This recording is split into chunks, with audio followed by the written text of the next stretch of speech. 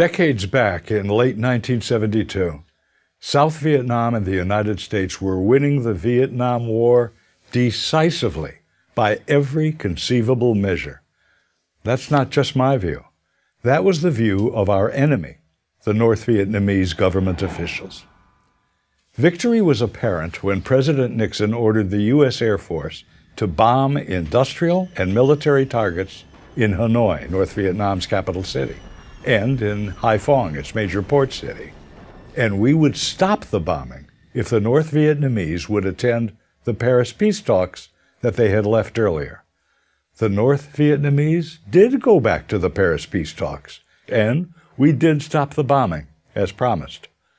On January the 23rd of 1973, President Nixon gave a speech to the nation on primetime television, announcing that the Paris Peace Accords had been initialed by the United States, South Vietnam, North Vietnam, the Viet Cong, and the accords would be signed on the 27th. What the United States and South Vietnam received in those accords was victory. At the White House, it was called VV Day, Victory in Vietnam Day. The U.S. backed up that victory with a simple pledge within the Paris Peace Accords, saying should the South require any military hardware to defend itself against any North Vietnam aggression, we would provide replacement aid to the South on a piece-by-piece, one-to-one replacement, meaning a bullet for a bullet, a helicopter for a helicopter. For all things lost, replacement. The advance of communist tyranny had been halted by those accords. Then it all came apart, and it happened this way.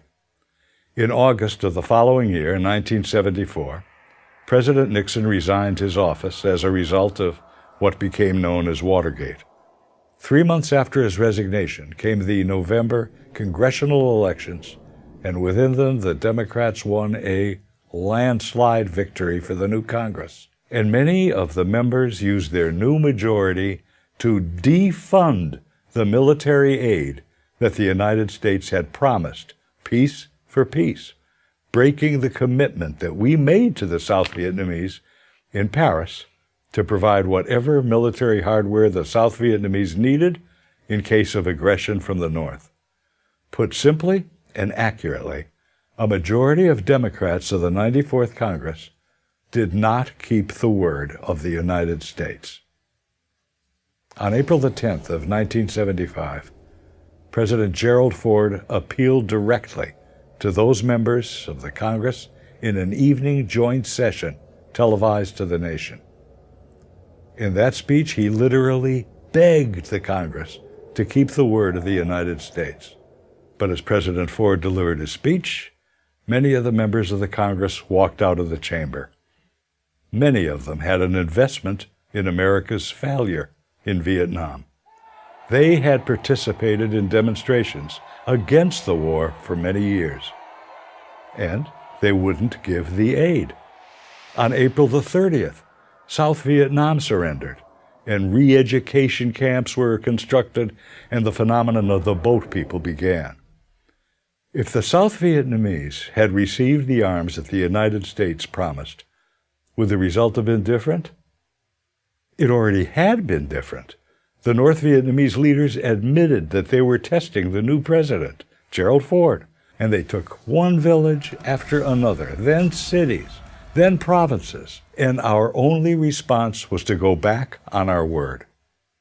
The U.S. did not resupply the South Vietnamese as we had promised. It was then that the North Vietnamese knew they were on the road to South Vietnam's capital city, Saigon, that would soon be renamed Ho Chi Minh City. Former Arkansas Senator William Fulbright, who had been the chairman of the Senate Foreign Relations Committee, made a public statement about the surrender of South Vietnam. He said this, "I am no more distressed than I would be about Arkansas losing a football game to Texas." The U.S. knew that North Vietnam would violate the accords, and so we planned for it. What we did not know was that our own Congress would violate the accords, and violate them, of all things, on behalf of the North Vietnamese.